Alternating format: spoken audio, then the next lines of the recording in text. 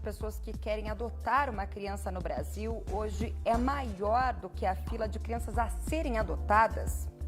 E a legislação brasileira? Como ela regula o assunto? Quem pode, quem não pode adotar? Adoção é o assunto do Opinião em Debate de hoje.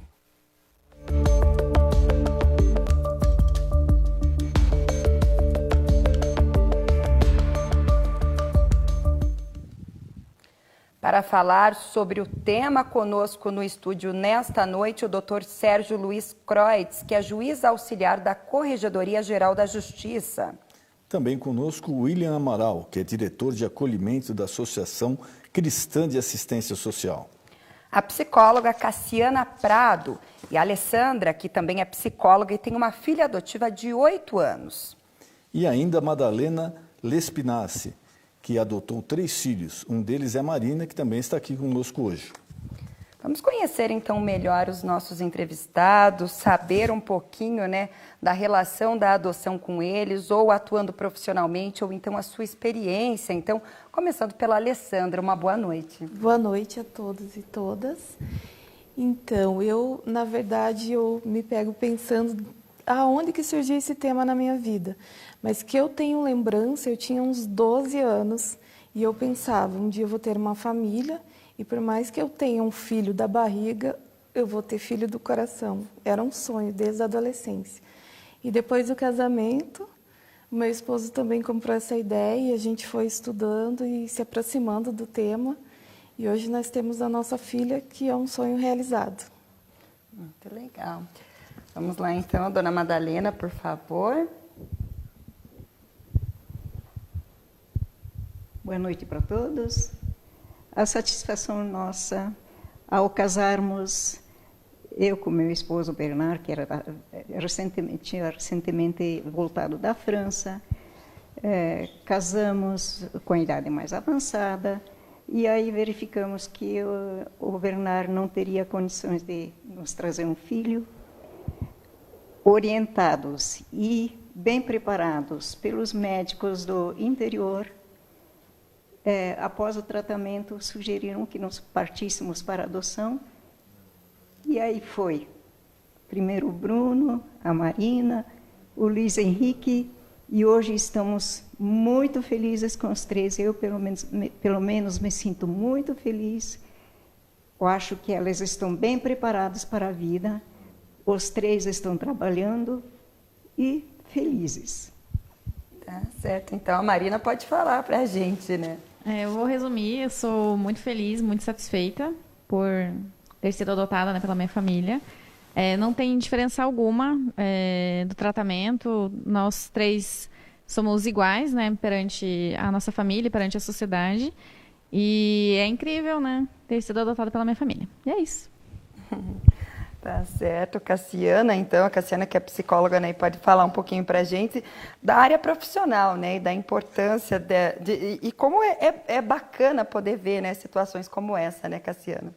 Então, ouvindo o relato delas, e a gente trabalha com isso todos os dias, mas a gente não consegue deixar de se emocionar ao ouvir a história de vocês. Então, a gente trabalha com isso diariamente, a colocação de crianças em famílias, em diversas formas de famílias, diversas constituições, famílias que têm filhos biológicos, famílias que não têm filhos biológicos, e famílias que depois do processo de adoção também têm os filhos biológicos, e é muito bacana a gente poder acompanhar isso, poder estar junto com eles nessa história, poder entender toda essa dinâmica e essa reconstrução, das vidas das crianças e das famílias também. Assim, eu acho que é um trabalho que, enfim, encanta a muitos de nós. É um trabalho repleto de desafios. Eu entendo que não é um trabalho fácil de nenhuma forma, no sentido de que ele requer da gente, como equipe técnica, muito estudo, muito empenho, muito trabalho, muita pesquisa, muito contato com as famílias,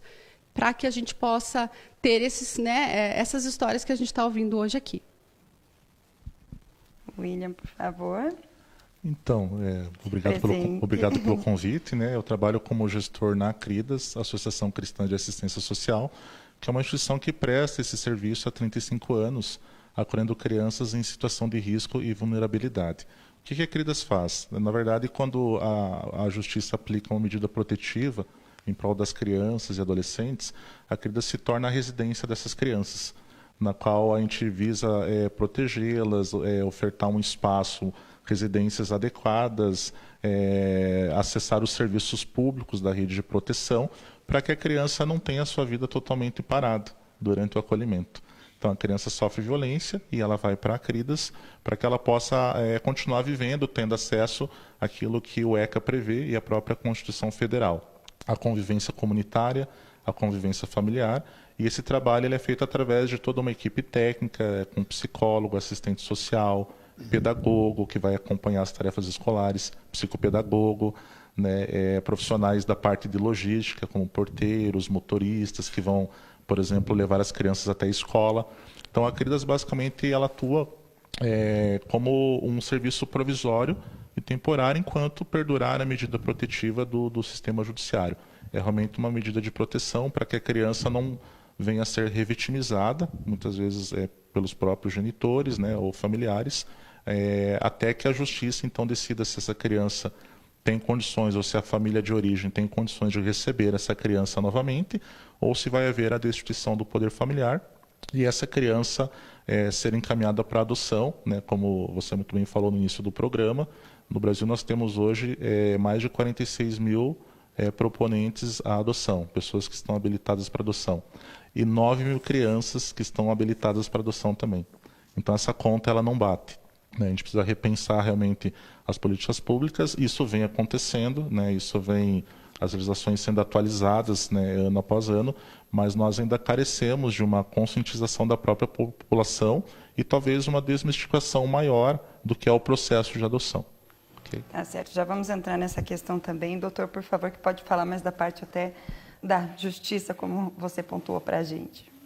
Bom, em primeiro lugar, uma boa noite a todos. Quero agradecer o convite, a oportunidade de estar aqui. Um privilégio, realmente, poder conversar com tantas pessoas que estão intimamente ligadas e experimentaram esse processo da adoção.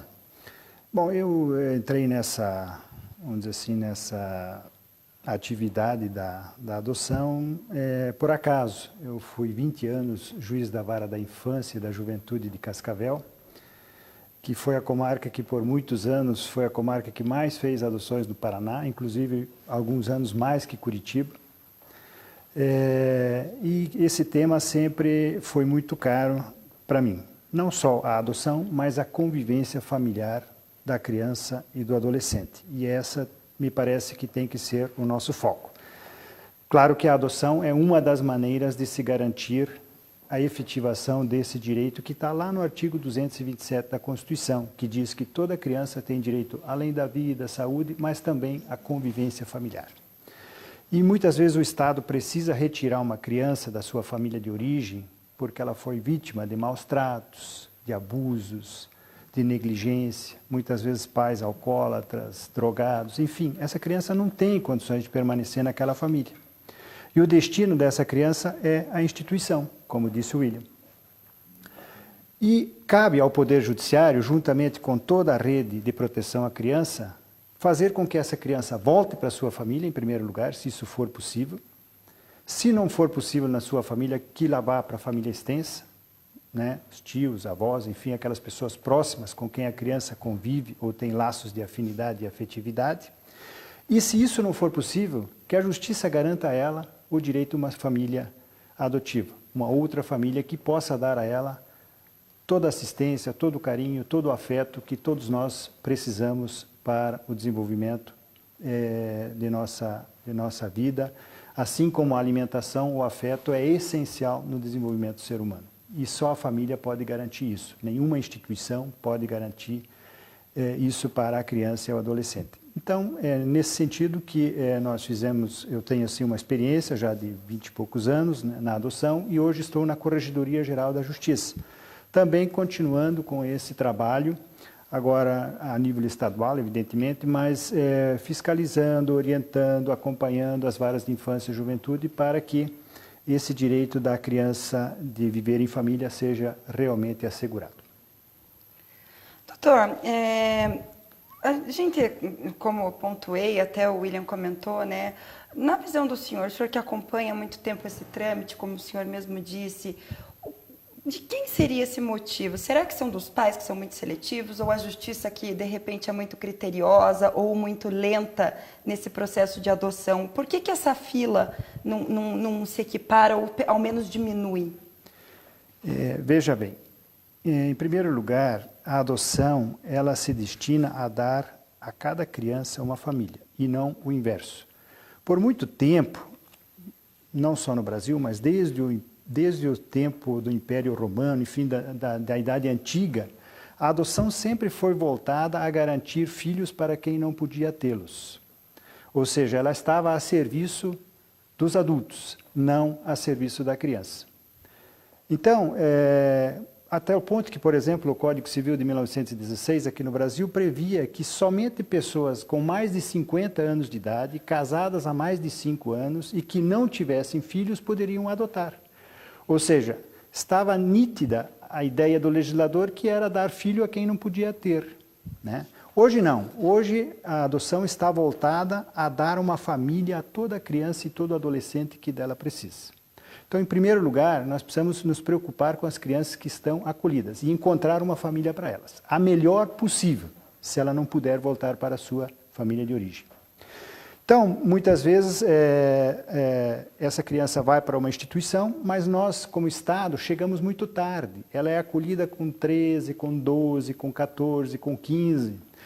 E aí ela precisa de um tempo. A justiça precisa de um tempo, não só a justiça, mas a rede precisa de um tempo para que essa criança para que se possa fazer um trabalho de retorno dessa criança à sua família de origem. Hoje a lei estabelece prazos, e esse prazo de acolhimento é de 1 ano e 6 meses, ou seja, 18 meses. Então nós temos um prazo de 18 meses para decidir sobre a situação jurídica dessa criança, se ela vai voltar para a sua família ou se ela vai para a adoção. Só que quando esse processo termina, muitas vezes a criança que tinha 15 já tem 16, que tinha 12 já tem 13, 14.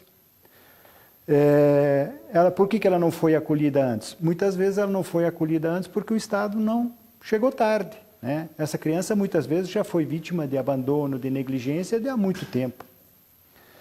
Mas o acolhimento só aconteceu depois. E mesmo essas crianças, elas também precisam de família. Só que hoje, 92% dos inscritos, ou seja, daqueles que estão habilitados à adoção, dos 40 e tantos mil que tem, eles preferem crianças até 6 anos.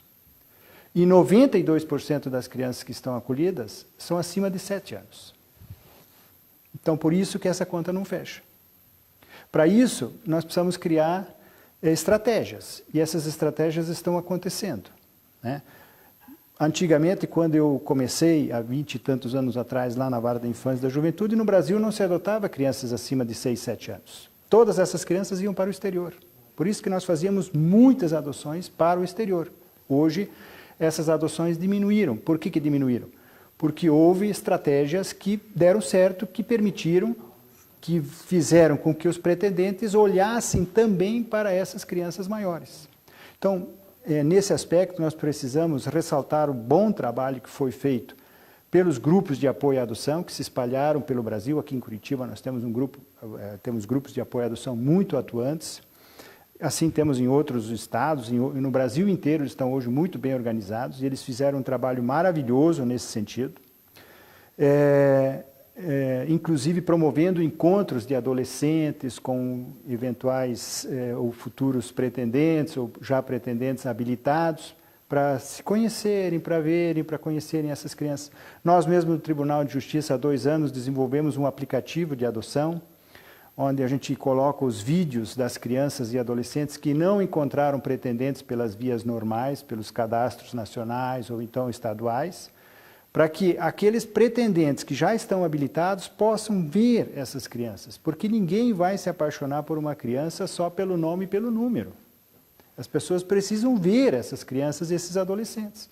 Então, são várias estratégias que hoje fizeram com que muitas crianças maiores fossem adotadas, inclusive por brasileiros, algo que não acontecia no passado. Só do aspecto, voltando um pouquinho, doutor, a reclamação que a maioria das pessoas que estão querendo adotar, elas fazem é que o processo, ele é, além de burocrático, ele é muito exigente. Então, vem aquela história, a criança está lá, abandonada, com poucos recursos, e aí vem aqui ver se o quarto tem isso, se o quarto tem aquilo, se a casa oferece tais condições.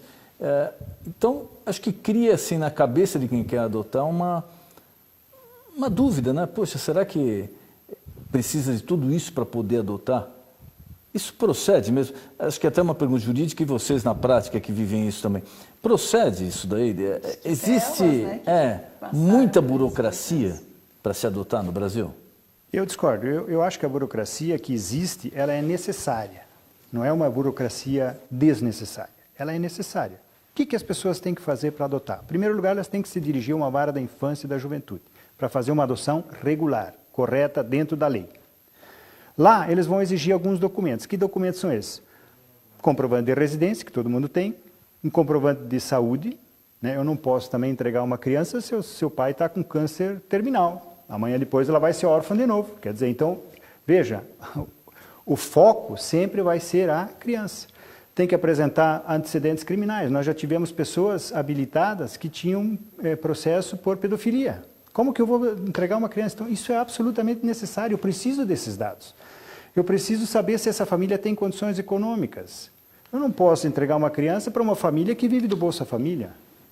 Se eu tenho pais melhores que, né, em condições... Então, ela tem que ter um mínimo de condições materiais para sustentar uma criança, assim como qualquer filho. Então, em seguida, o que acontece? Em seguida vai uma equipe técnica, com psicólogo, assistente social, fazer uma avaliação nessa família.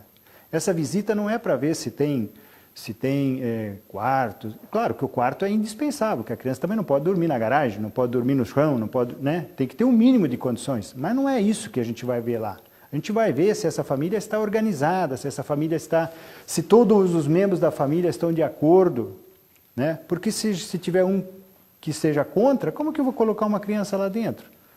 Onde ela já vai ser recebida com rejeição por algum membro da família. Então, tudo isso é avaliado. Mas, muito mais que isso, é feita uma avaliação psicológica dessa família, qual é a motivação que leva essas pessoas a adotar. Porque a adoção não é mais como era antigamente. Não é ato de caridade, não é ato para salvar casamento, como muitas vezes acontecia. Então, não, o casal está em crise, então vamos adotar um filho para ver se salva o casamento. Não, criança não é para isso. Não é para depressão também, como muitas vezes as pessoas pensam, o casal, a mulher está depressiva, ou o marido está depressivo, vamos dar uma criança que vai melhorar a situação. A criança não é remédio, não é para isso que é a adoção. A adoção tem outra finalidade hoje. Então, essas cautelas, elas são absolutamente necessárias, né? Em seguida, o juiz vai para o Ministério Público, que vai verificar se está tudo regular, e eles vão passar por uma capacitação. Porque a adoção, ela tem uma série de peculiaridades em relação à filiação biológica. Porque muitas vezes essa criança já vem com um histórico, já vem com um passado, já vem com uma série de violências que ela sofreu, né? Além disso, esse casal ou essa pessoa que vai adotar, que não há necessidade que seja um casal, eles têm que ter, então, essa noção do que pode acontecer no processo adotivo. Para quê? Para que não ocorram novas devoluções, como muitas vezes acontece, de pessoas completamente despreparadas, né? E muitas vezes pessoas com nível cultural altíssimo.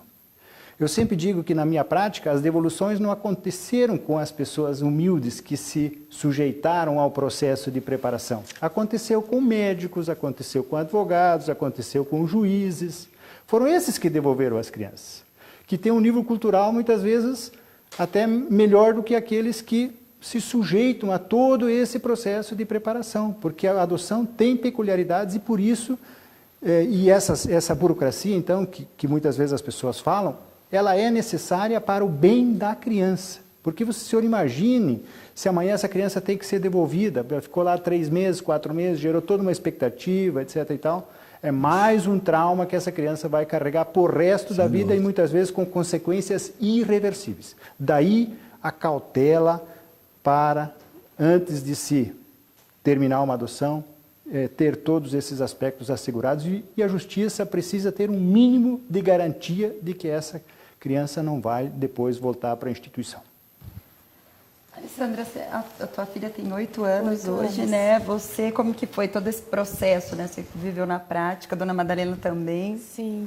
Então, estava refletindo até agora com a fala do Dr. Sérgio, e eu penso assim, que é um mínimo burocrático necessário. Eu até penso que deveria ser um pouco mais.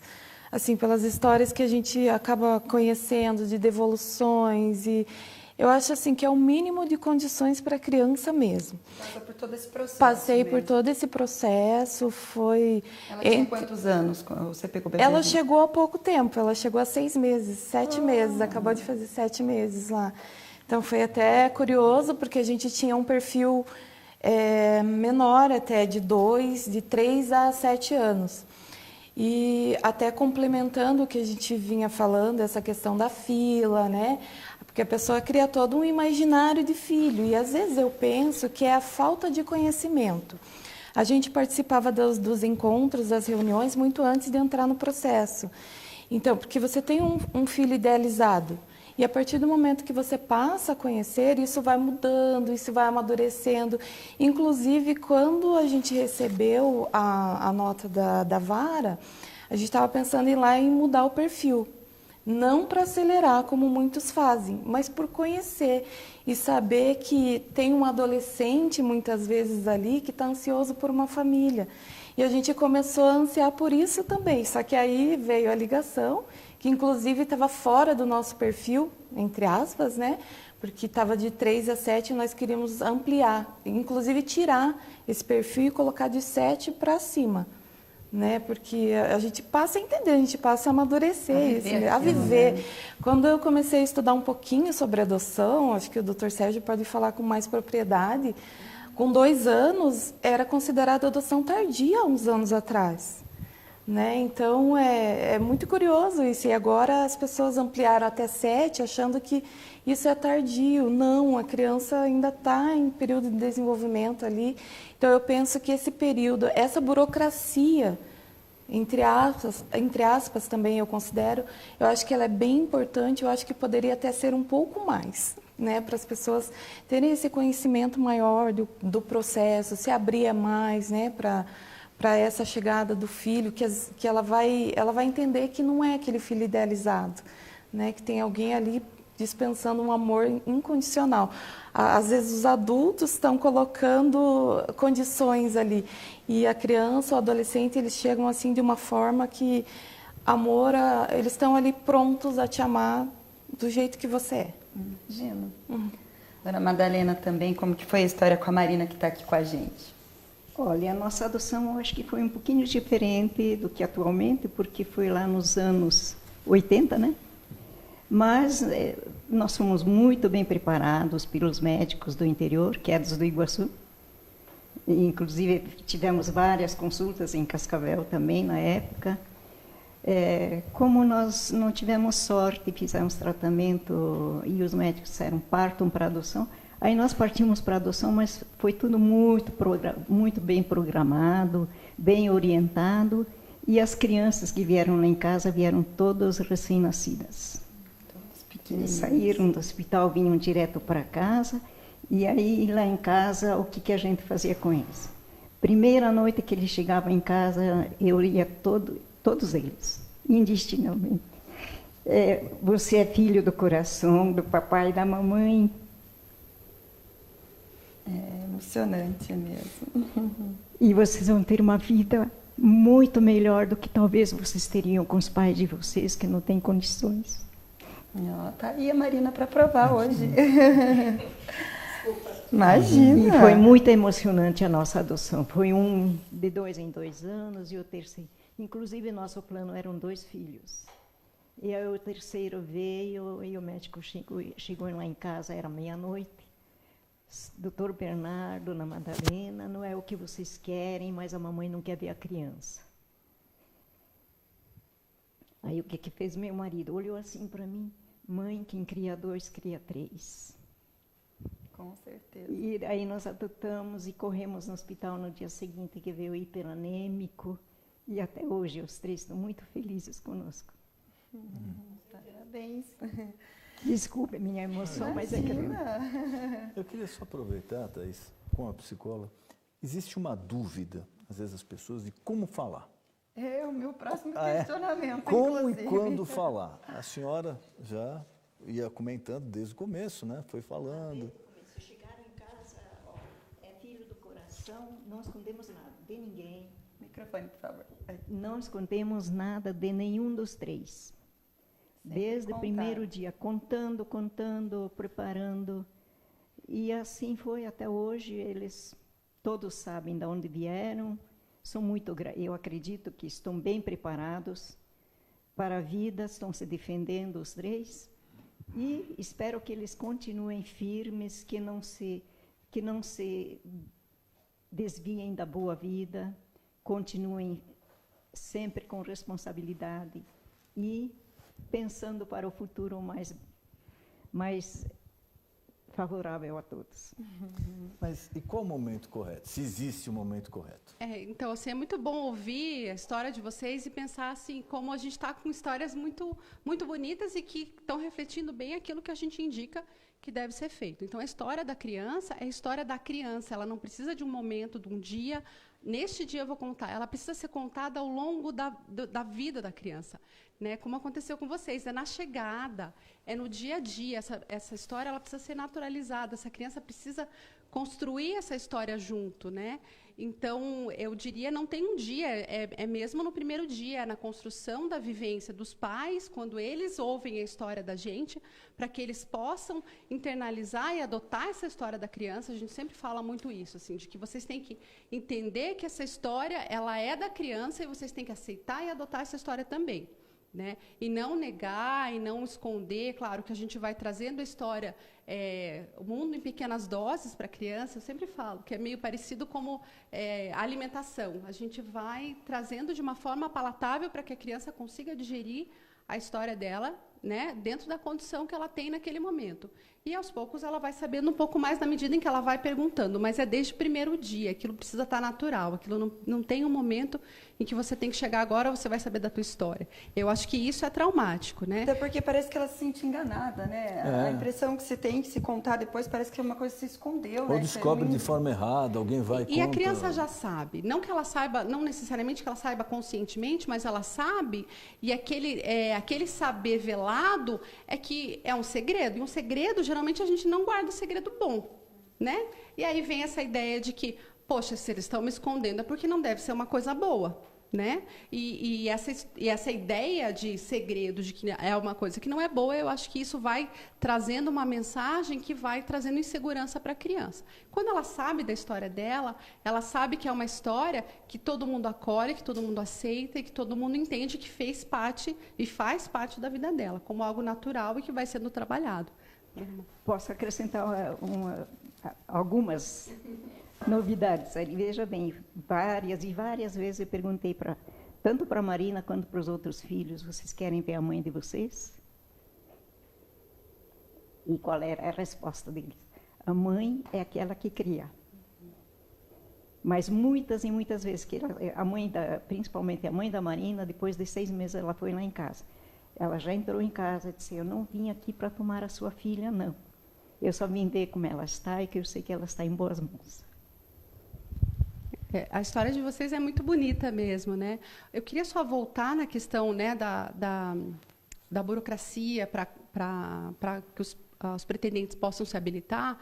Eu entendo sim, né? Eu entendo que a fala do Dr. Sérgio abarca tudo aquilo que a gente entende como né, esse cuidado, melhor interesse mesmo da criança e do adolescente, mas assim, eu traria um outro ponto também, que a gente sempre busca uma família para uma criança e não o contrário, mas nos casos em que as famílias devolvem as crianças, esse processo é devastador também para as famílias, né? Não é um processo que é ruim, obviamente que a criança é a principal né, a personagem que realmente vai levar isso para a vida toda de uma forma muito mais intensa, muito mais marcada.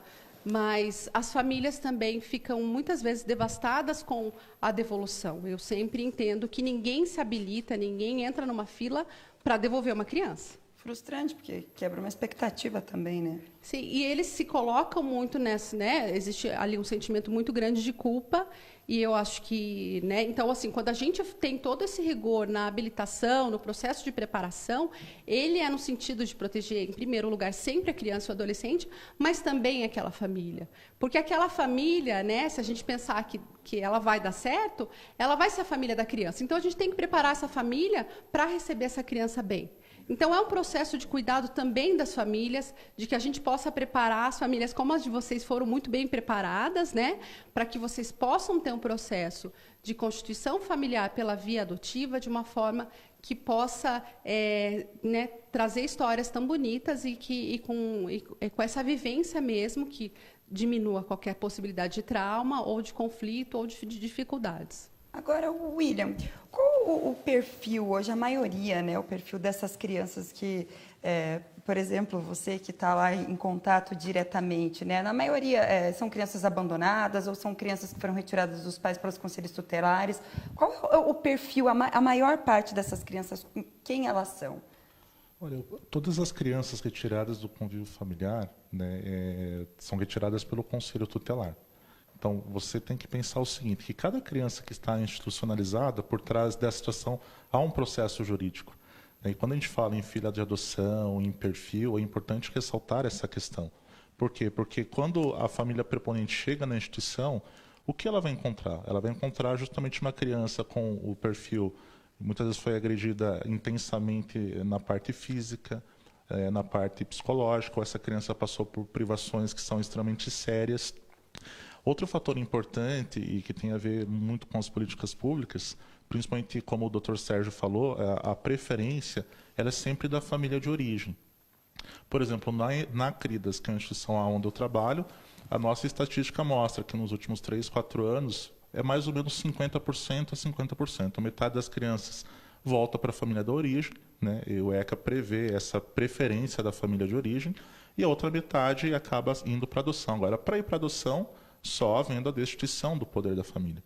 Tá? E havendo essa destituição, então, a criança fica habilitada para adoção. Eu ressalto aqui também a importância do trabalho técnico das instituições, né? Porque o que acontece quando a família chega na instituição, ela vai iniciar um estágio de convivência com essa criança, né? Você perguntou sobre o perfil. Muitas dessas crianças são oriundas de família. Na CRIDAS foi feita uma pesquisa em 2015 por uma instituição.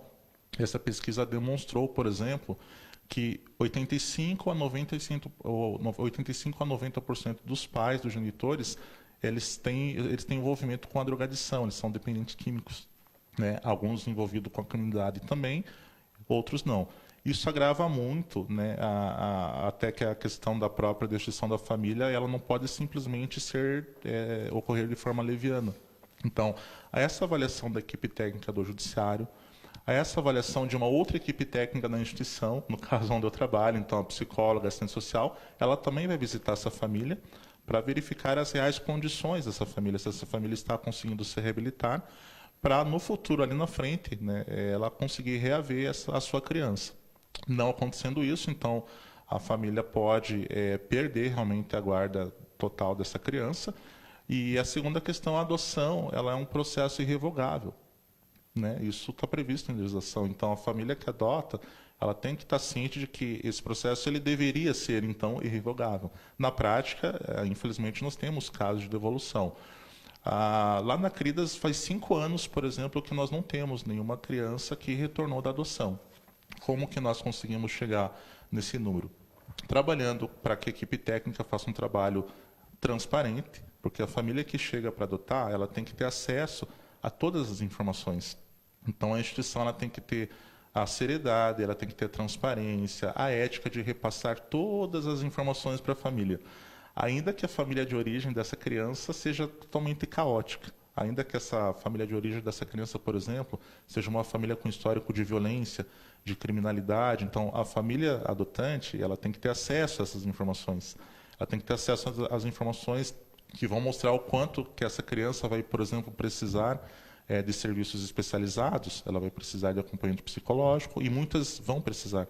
Vai precisar de acompanhamento durante talvez alguns anos, por conta de violências, de abusos. Então, todo esse histórico, esse universo, cada criança se torna um universo dentro desse contexto. né? Por isso que o serviço de acolhimento ele é classificado como uma proteção social de alta complexidade. E é literal assim mesmo, no dia a dia é extremamente complexo, você tem que ter equipe profissional preparada, capacitada, porque o próprio judiciário vai se alimentar de informações, né, que essas equipes vão passar, tanto as equipes das promotorias, das varas da infância, como as equipes técnicas dos serviços de acolhimento institucional. Eu diria que quanto mais fidedigno, né, quanto mais transparente esse processo, quanto mais profissional, quanto mais neutro dentro da instituição, a gente consegue reduzir esse índice de retorno da adoção e ter mais sucesso para as crianças que forem para as famílias adotantes. Que aí, quando você consegue fazer com que a família entenda que é um processo irrevogável, ela vai pensar 2, 3, 4 vezes antes de levar essa criança de forma definitiva. E está aqui o exemplo na prática, né? Que bom a gente ver um caso de sucesso. E nós temos visto muitos casos de sucesso. E ratifico o que o Dr. Sérgio falou, realmente nos últimos 3, 4 anos, a gente vê a própria fiscalização do poder público, por exemplo, dentro das instituições de acolhimento. E isso é extremamente importante, porque trabalha-se nessa questão da própria transparência. Nem a instituição pode se tornar um espaço, como antigamente, onde as crianças viviam 4, 5, 8, 10, 15 anos, né? Como também não pode ser um local onde a gente envia crianças a rodo, né, para as famílias adotantes. Então o trabalho tem que ser neutro, ele tem que ser técnico para que a adoção ela tenha o máximo de sucesso possível, principalmente considerando o que a colega psicóloga falou, né? A questão, pensando que a criança, a gente tem que buscar o perfil de acordo com a realidade da criança, né? E não dentro da realidade somente das famílias. Okay. Isso é muito importante. Agora eu queria entrar numa questão até jurídica, acho que o doutor pode falar isso para a gente, que eu realmente não sei, mas já ouvi falar que pode, que não pode. Quem adota hoje, doutor, tem direito à licença maternidade? Ouvi dizer que tem, algumas pessoas dizem que não. É um benefício que é oferecido hoje legalmente? Sim, hoje tem direito à licença maternidade. Inclusive licença paternidade, se, por exemplo, for um homem que for o adotante, ou um casal homoafetivo, porque hoje isso é permitido. Então, hoje isso é pacífico, é tranquilo, não há mais nenhuma dúvida quanto a isso. E isso, claro, veja, a licença maternidade, assim como a licença paternidade, não é um direito a serviço do adulto. Pelo contrário, porque é a favor da criança. Né? Então, esses direitos eles têm que ser estendidos cada vez mais, porque eles permitem que essa pessoa ou esse casal, nesse período inicial da adoção, e talvez muito mais na adoção do que propriamente na filiação biológica, onde muitas vezes já há uma preparação, a criança ainda é pequena, mas nesse primeiro momento que eles possam conviver, que eles possam estabelecer uma convivência e que possa permitir a construção de um vínculo de afetividade e afinidade, que é o que vai determinar se uma adoção vai dar certo ou não. Então, essa licença ela é para essa finalidade, ou seja, está a serviço da criança. Então, nós temos que cada vez mais assegurar isso, incentivar, para que a legislação contemple nas mesmas condições como na filiação biológica. Vindo da barriga ou não, é uma criança nova em casa e a gente necessita de adaptação, né? Atenção, né? Eu tive essa licença, né? Apesar da minha filha já vir com 8 anos, não tem esse limite até 12 anos, né, doutor? Eu tive essa licença e eu entendi isso que o doutor falou depois, porque eu pensei assim, eu acho que eu não quero licença, porque eu vou trabalhar meio período e ela vai para a escola, então eu acho que não há necessidade. Mas eu peguei a licença e entendi o contrário, que a licença não é para mim, a licença é para ela. Então, esse período foi muito importante de aproximação, né, da adaptação dela, da nossa adaptação em casa, da família, desse acompanhamento mais próximo, né, que mudou toda a dinâmica de escola e de tudo. Então, isso foi de extrema importância para ela, para nós todos, né? Para nós todos. E eu acho que é super importante, porque mesmo há 30 e alguns anos atrás, eu também usufruí essa licença, não foi a maternidade, mas foi uma licença de 20 dias, das três adoções, que o Estado permitiu que eu ficasse com as crianças, me adaptando. Eram 20 dias, mas foi uma preparação muito boa. Sem dúvida nenhuma. E estamos chegando ao fim de mais uma edição do Passou Opinião em muito Debate. rápido. O tempo passou voando hoje. Teria muita coisa ainda para abordar, mas são histórias de vida maravilhosas e acho que tanto a justiça quanto a sociedade, né, de um modo geral envolvida, tem que trabalhar cada vez mais para tornar isso daí mais rápido, mais prático e mais seguro para todo mundo, né? Sem dúvida. É isso, então. Gostaria de agradecer a participação de vocês, parabenizá-las também, né, pela experiência e pela história que trouxe para a gente hoje, nessa noite. Vocês também pelo trabalho como profissionais atuando nessa área, né? A gente agradeceu pelo compartilhamento de informações aqui com os nossos telespectadores nessa noite. Muito obrigado. Boa noite. Obrigada pela companhia, você de casa, então, e até o nosso próximo encontro.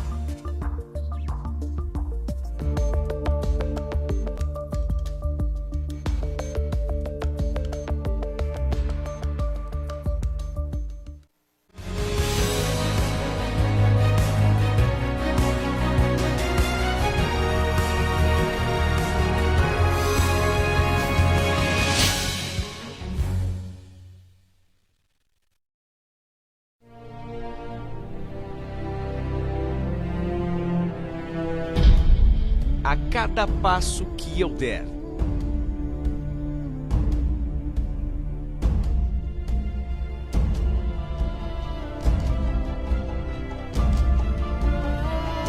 a tua mão me guiará.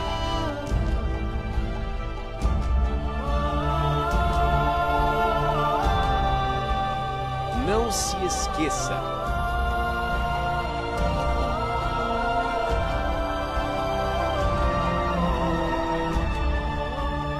O caminho de Deus é perfeito.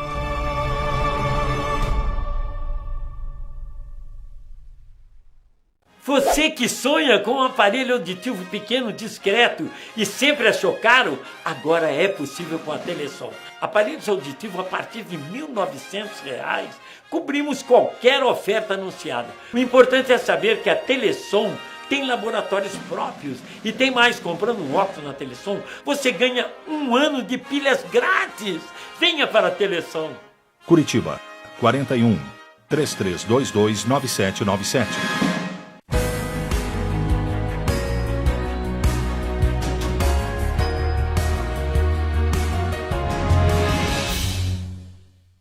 Receba a cura agora, receba a restauração da família. Receba agora o milagre financeiro que você precisa, receba. Quem entrar neste lugar a partir de hoje será abençoado. Vem pra cá, Brasil!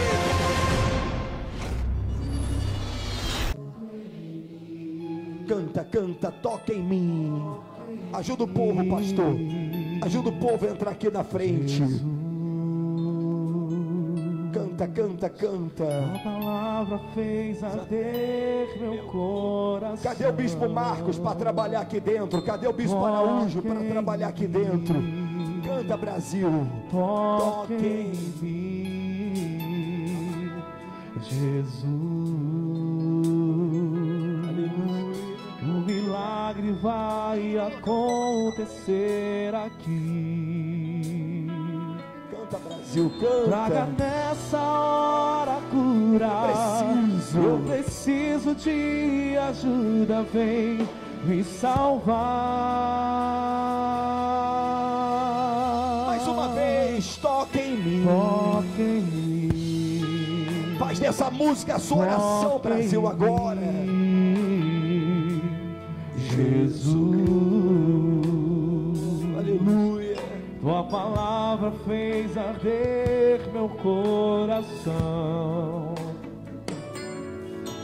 Traga nessa hora cura. Eu preciso de ajuda, vem me salvar. Canta, igreja, canta. Eu sinto virtude tocar em minha vida. Tocar em minha vida. Sinto teu poder envolvendo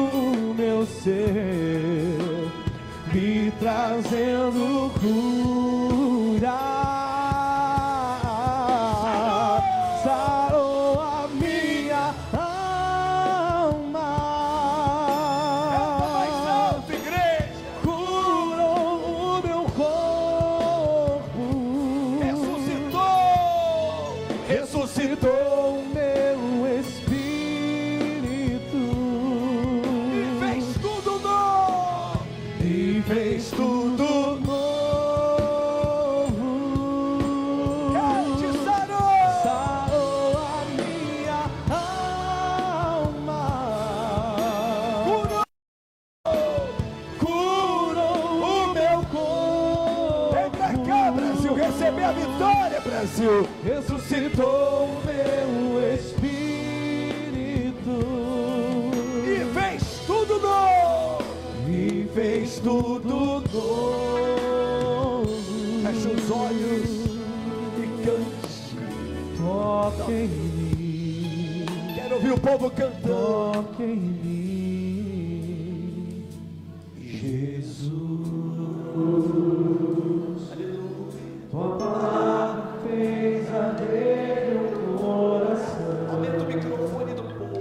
Aumenta o microfone do povo. Nessa hora eu preciso de ajuda e me salvar.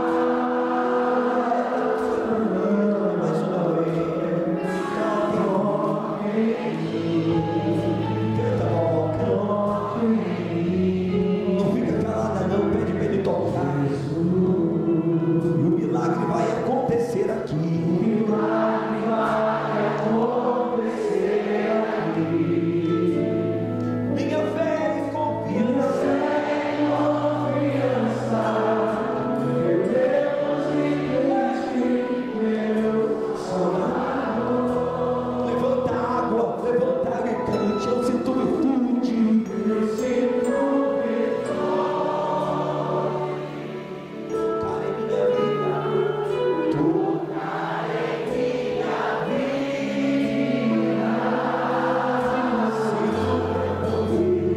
Sinto eu poder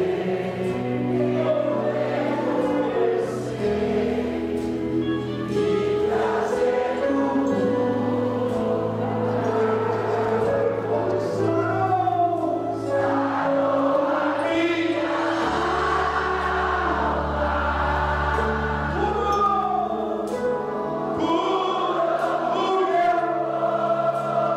Ressuscitou meu espírito. ressuscitou Fez tudo novo. e fez tudo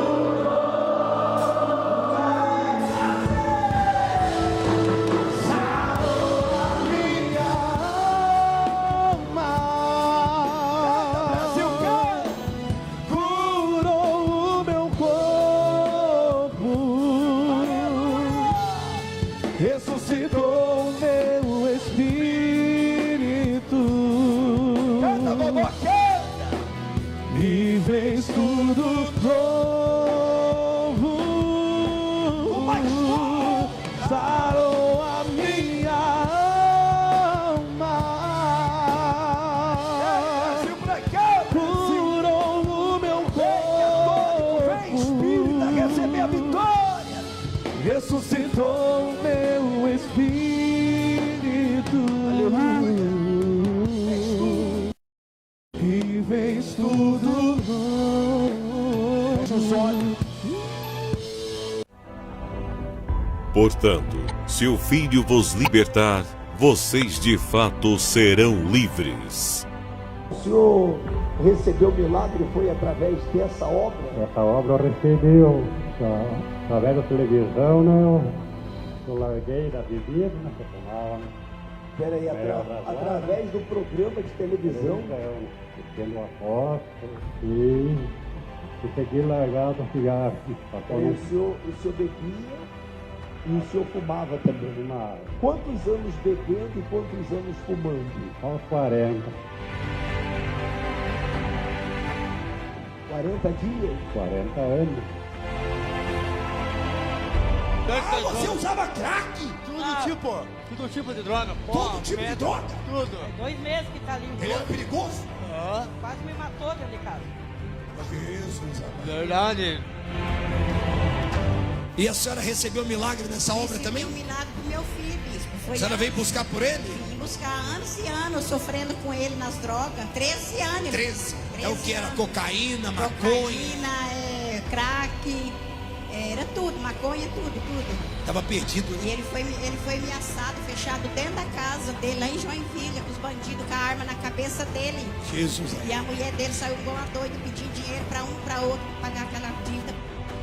Você era usuário de droga? Sim, com 15 anos de idade eu tirei a minha primeira carreira de cocaína. Assim foi 7 Você tem quantos anos hoje? 23. 7 anos nas drogas? 7 anos. Meu pai do céu. E foi assim consecutivo. Gastava R$1.000, R$1.200 por final de semana com a droga. Jesus amado. Você foi liberto das drogas? Eu usava crack, tinha 9 meses, estava no mundo do crime, estava no mundo da prostituição. Aí uma vez a gente estava usando droga na casa de uma pessoa. Eu tive um mal entendido com o rapaz por conta de droga.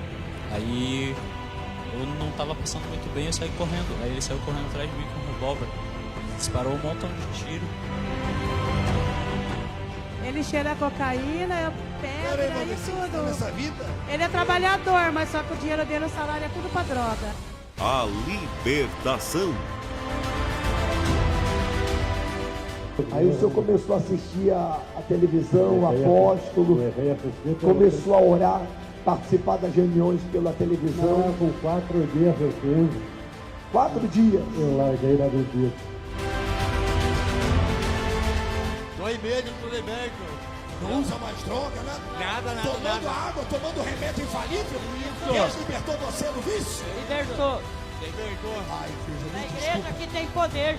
Deixa a água na cadeira mais uma vez tem poder, e não. glorifica o nome do Todo-Poderoso Brasil. A senhora passava com a foto no manto? Peguei a foto dele correndo e puxa aqui e falei, bispo, ora pro meu filho. Aí ele apanhou as mãos. A senhora pediu oração? Pedi. Aí ele orou e falou assim, esse menino vai ser um homem de Deus. Aí eu falei, foi profetizado o milagre. Foi. E aí? O milagre já aconteceu. Ele tá liberto? Ele tá liberto. Depois que eu fosse liberto das drogas, pra mim o que viesse era lucro, porque eu não aguentava mais. Não aguentava mais. Sabe, a gente vira escravo e não consegue sair sozinho. Só com... Mas hoje você é feliz e hoje está liberto. Como é que você conheceu essa obra? Eu conheci ela dentro da cadeia. Dentro da cadeia? Verdade. E hoje eu tô liberto. Hoje? Aí a senhora veio e pediu para mim fazer o quê? Por o senhor orar por ele, como ele não veio, eu trouxe a foto. Daí o senhor orou, falou que ele ia vir comigo e ele veio. Ele veio a primeira vez e já queria batizar hoje. Vai pegar ele, vai batizar ele agora. Nunca mais vou pôr a porcaria na boca. Nunca mais? Nunca. Chega. Eu tenho noivo. Daqui pra frente é só vitória, Brasil.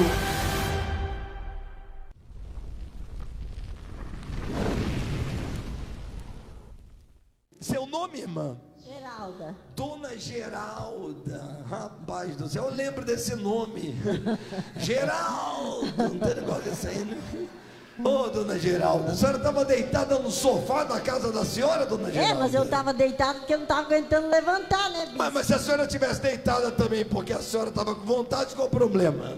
É a casa da senhora? Com certeza. Não é verdade? É verdade. Mas a senhora estava sentindo muitas dores? Estava sentindo muitas dores, bicho, eu não Muitas aguentava dores. levantar. Meu Travou, Deus do a céu. perna travou, sabe? Travou tudo? Tudo.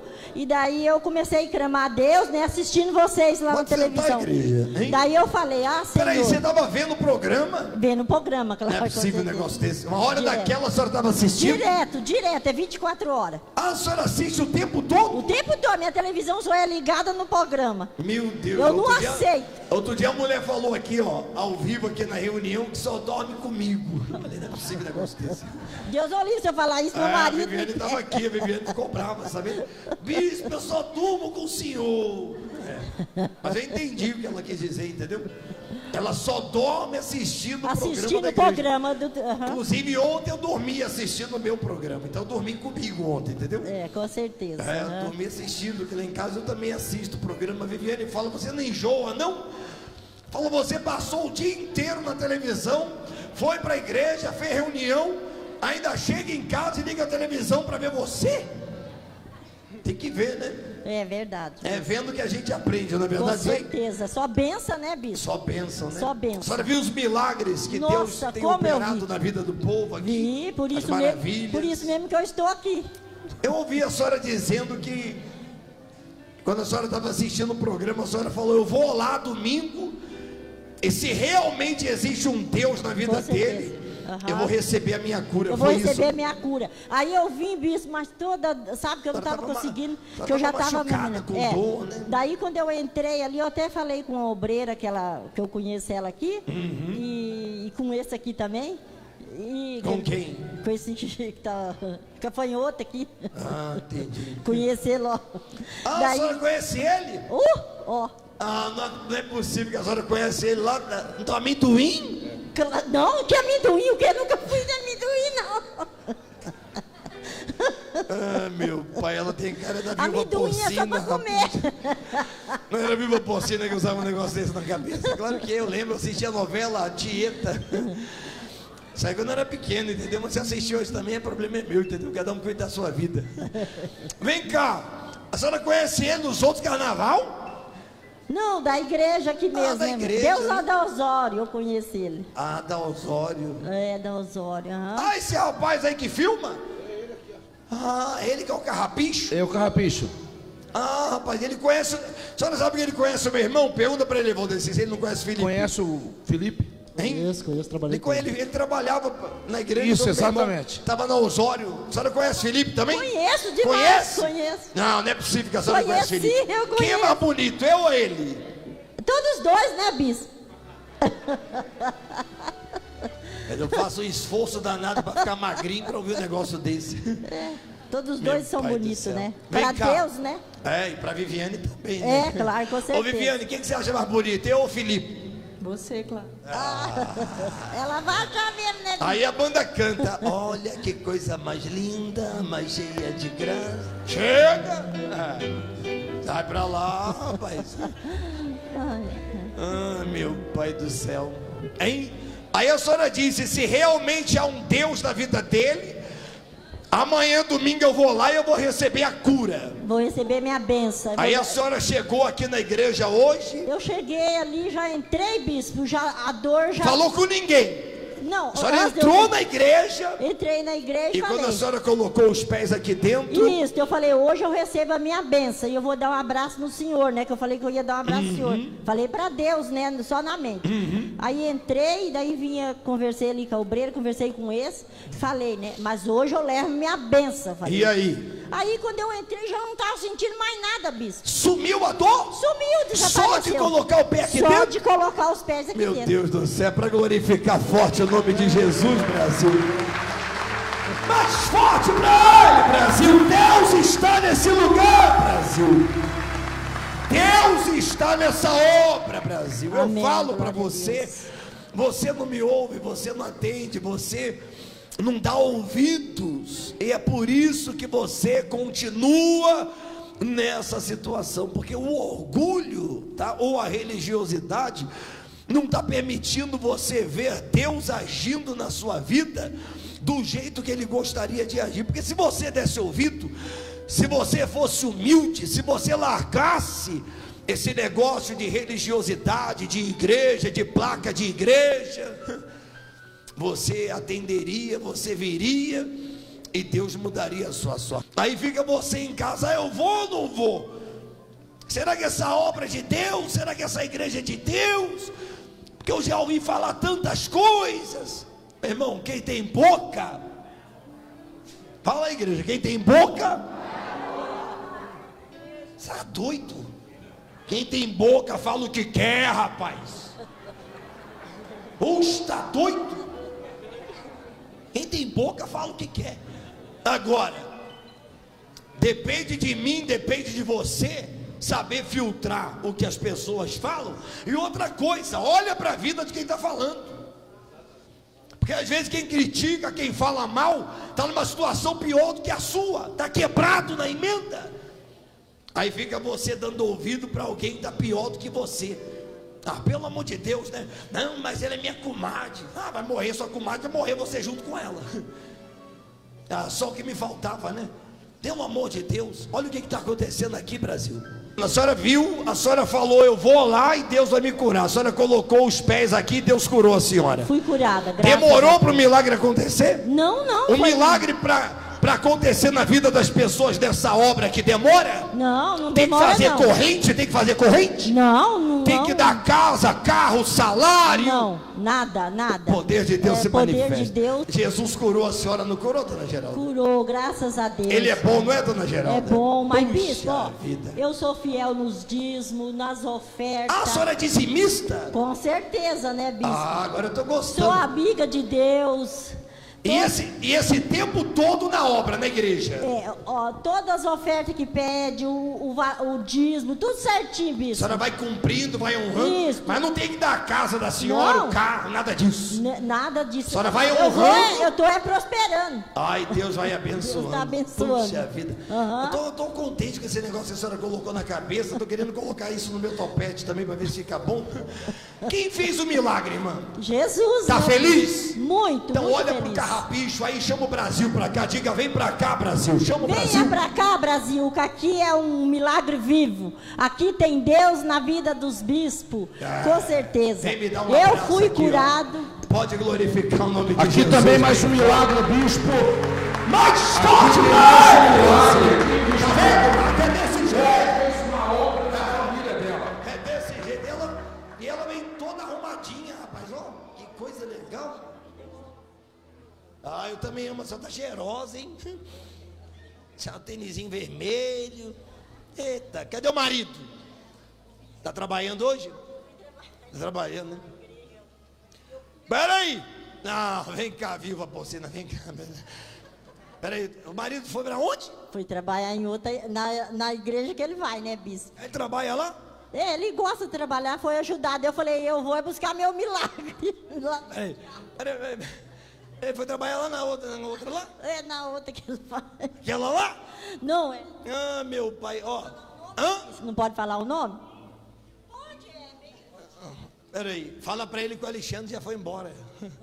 Mas nós estamos aqui firme e forte. Toca aqui, ó.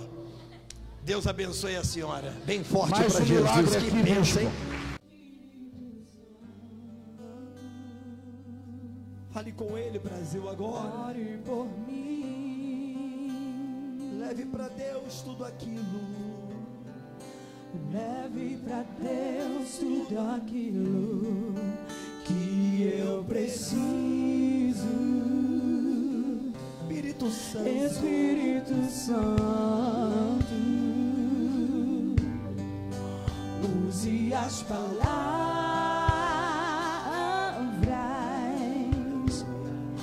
que eu necessito usar, mas não consigo. Fala pra ele, me ajude, canta, Brasil. Me ajude nas minhas fraquezas.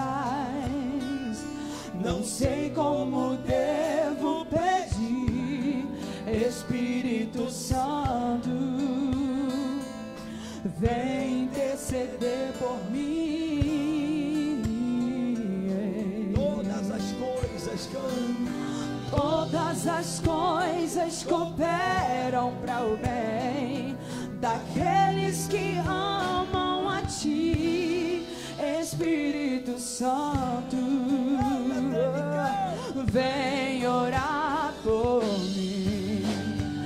Estou clamando, estou pedindo.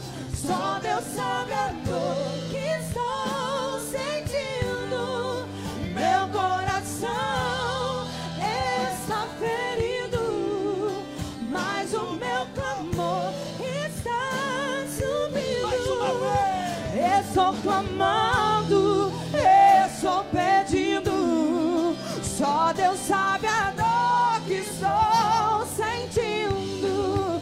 Meu coração está ferido, mas o meu clamor está subindo. Fecha os olhos e você vai fazer dessa música uma oração, a oração da tua alma. Coloque a mão no coração, levante o teu rosto e fala para ele: Senhor, me ajuda. Fala: Senhor, me ajuda. Fala: Deus, tem misericórdia. Deus, por favor. Fala: quebra essas amarras. Deus, quebra. Fala: toca no meu filho, toca no meu marido. Fala: Senhor, toca na minha saúde agora. Oh, Deus, me liberta, Deus. Fala para ele: me liberta, Deus, me liberta, Deus. Fala, me ajuda, Senhor, a sair desse fundo de poço. Leve pra Deus tudo aquilo que eu preciso. Espírito Santo, use as palavras.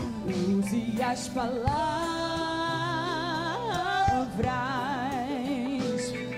que eu necessito usar, mas não consigo. Me ajude nas minhas fraquezas, fale alto. Me ajude nas minhas fraquezas. Chama ele, Brasil, chama. Não sei como devo chama, porque ele vai te socorrer, ele vai te salvar, Brasil. Espírito Santo, vem interceder por mim.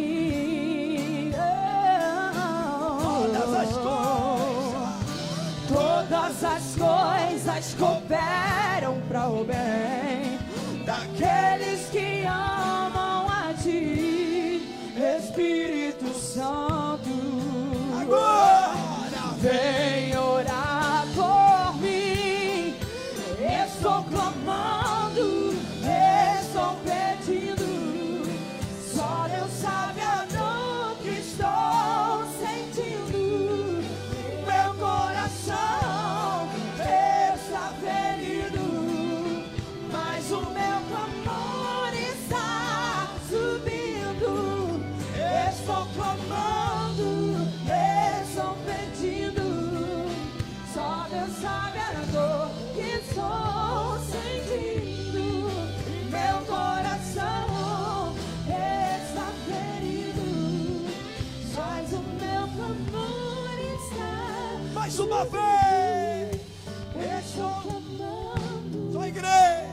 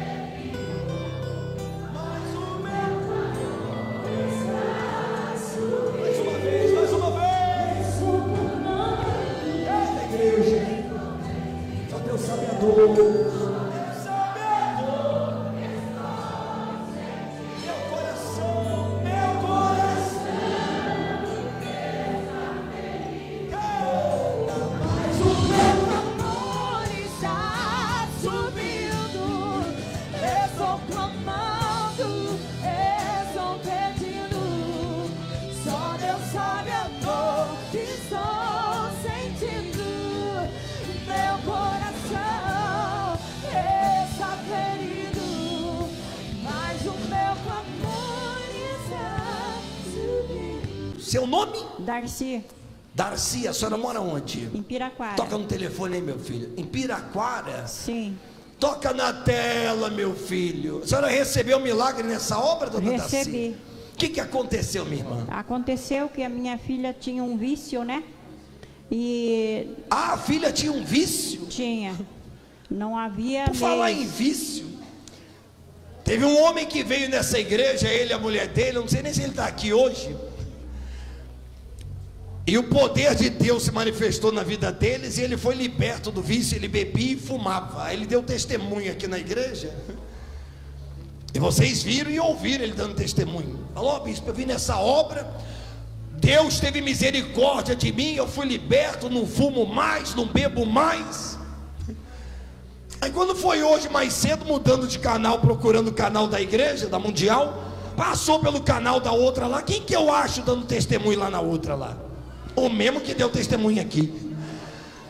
Eu falei, ué, ele não falou que foi nessa obra que Deus libertou, que Deus mudou a vida dele? Aí eu vi o pastor lá botando ele para vomitar. Acho que eu vou começar a colocar você para vomitar aqui também. Ô Valdeci, vem aqui, Valdeci, dá o microfone pro bispo aí, vem cá, Valdeci. Na lata do lixo aí, por favor, na lata do lixo aí, na lata do lixo. Vem cá, Valdeci, vem cá, Valdeci. Ô Valdeci, eu vou profetizar que a partir de hoje você nunca mais vai comer doce. Que isso, bispo? Eu gosto tanto de doce. Toda vez que você vê doce, você vai ficar com nojo e vai ficar com vontade de vomitar, Valdeci. Tá amarrado, bispo. Que isso, bispo? Quem tem um doce aí para me emprestar? Quem tem um doce? Pega lá na livraria, Quem tem um doce aí? Como é que é o nome? Um quindinho? Como é aquele doce lá? O chocolate lá, como é que é o nome? O brigadeiro? Paçoca? Ninguém tem nada, não? Ah, é o que isso aí da senhora? É uma bala? Dá uma bala aqui, me dá essa bala aqui.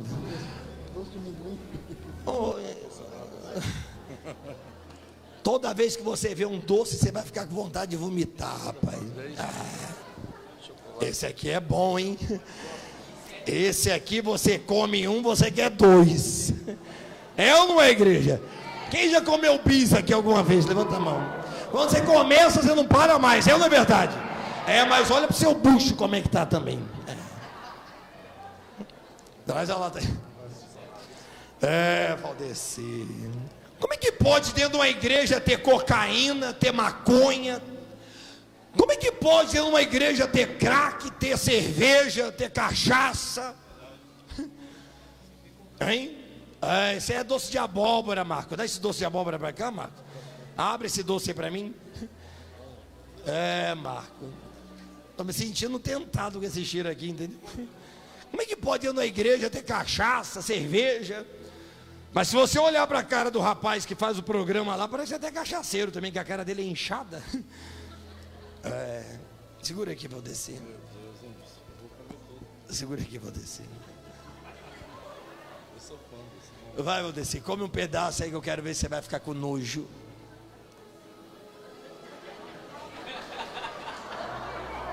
Come um pedação, Valdeci. Vamos, Valdeci. Deu nojo, não? Não, bicho. Meu pai do céu, você nasceu pra... Hein? Devolve o doce do Marco ali. Você não quer vomitar, não? Não, bicho, não. Engraçado que o homem deu testemunho aqui, dizendo que Deus libertou ele.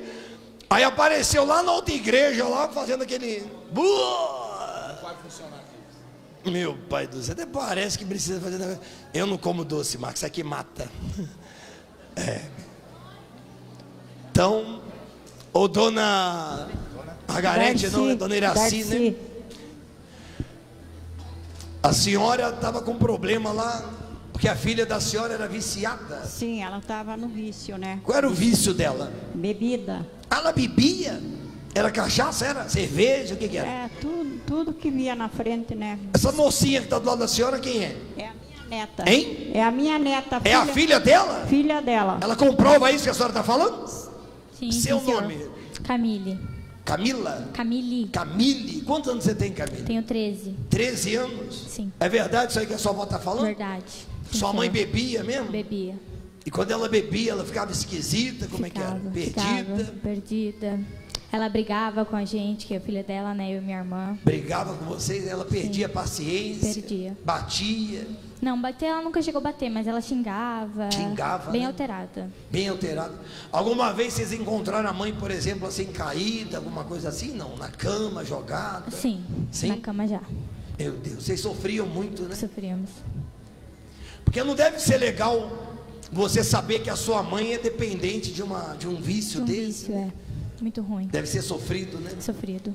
Os amigos também, quando sabem dessa situação, né? É bem ruim. Aí a sua avó veio pedir pela sua mãe, foi? Veio pedir. Como é que foi, vó, que a senhora fez? Me conta. Bispo, no Natal, o senhor fez posições de mão, né? Aqui. No Natal? No abraço, daí. Eu peguei e falei assim, bispo, eu preciso que haja um milagre na minha vida. Esse milagre é fresquinho de agora? Sim, é fresquinho, bispo. Do ano passado agora, do Natal? Foi, do Natal pra cá. A senhora veio na reunião do domingo? Vim. E pediu para mim fazer o quê? O que a senhora pediu para mim fazer? No domingo eu pedi para o senhor para a libertação dela. Eu pediu para profetizar a libertação. Mas daí o senhor, muita gente, né? Tudo assim, o senhor não me atendeu assim. O senhor só me abraçou. Né? Mas no momento que o senhor... Bispo. Meu pai do céu. Olha para a pessoa que está do seu lado e fala assim para ela: meu pai do céu. Mas sabe o que é isso? Fica vendo o programa dessas igrejas, que o pastor leva para a salinha, para o escritório, que o pastor faz um despacho, um trabalho, uma macumba. Fica vendo o programa que o pastor leva o povo para o escritório para beber cerveja, cachaça, fumar cigarro. Aí pensa que vai chegar aqui, eu vou fazer a mesma coisa. Não, eu não vou ficar batendo um papo com você, conversando, querendo saber da sua história, quando você trabalhava na fazenda, no sítio, quando você começou a caminhar, engatinhar, namorar. Não. Igreja, eu não preciso conversar com você, porque Deus já sabe o que você está precisando. Sabe ou não sabe, gente? Fala, igreja, sabe ou não sabe? Vem cá, você acha que o Rodrigo vai resolver o seu problema? Fala para mim. Quem é que vai resolver o seu problema? Será que Deus sabe o que você está passando? Sabe ou não sabe? Então você não precisa me contar. Ela veio me contar, tinha muita gente para me abençoar, para me profetizar. Eu dei um abraço nela. Não foi isso que aconteceu? Foi, senhor. Eu dei um abraço na senhora. Sim, e eu cheguei senhor. a falar alguma coisa, não? Ou só abracei? Não, senhor. O senhor só me abraçou. Só abracei? Sim. Aí a senhora foi embora. Fui, bispo. E o que aconteceu? Quando eu cheguei lá, bispo, a minha filha estava na cama, né, naquele sentido assim, alcoolizada, né? Eu só olhei assim e falei, eu fui buscar o milagre. Eu fui buscar o milagre e tenho certeza que a partir de hoje você está liberta, porque o Deus do bispo já libertou você. Entendeu, bispo? Eu tinha certeza, bispo, absoluta. E vem cá, de lá pra cá, de lá pra cá, o que aconteceu de lá pra cá? Ela está liberta, bispo. Ela não bebe mais, não? Não bebe mais. Largou o álcool? Largou. Pegou nojo do álcool? Largou. Deixa eu falar com a filha dela, é verdade isso aí, mocinha? É verdade, é verdade. Tá emocionada, tá? Sim. Ela tá com vontade de chorar, rapaz. Porque Jesus tocou na mamãe dela e a mamãe dela foi liberta, igreja. É para glorificar forte o nome de Jesus, Brasil. Mais forte para ele, Brasil. Eita Deus. Tá vendo? Aí fica você querendo dar nó em pingo d'água, querendo servir cerveja, cigarro, maconha dentro da igreja. É só o que me faltava, pelo amor de Deus. Ah, pelo amor de Deus. Ela veio falar comigo, eu não tive tempo de atender, eu abracei e profetizei o milagre. Ela recebeu, chegou em casa e ela falou para a filha, é a última vez que eu te vejo assim. E de lá para cá a filha dela está liberta. Não bebeu mais álcool não, vó? Não, hoje ainda depois que eu fui na igreja, né? Daí eu cheguei lá, ela estava lá sentadinha, conversando. Daí ela falou assim, isso, que ela estava tão cansada daquela vida, sabe? Que ela não estava aguentando mais. Ô vó, deixa eu te falar uma coisa.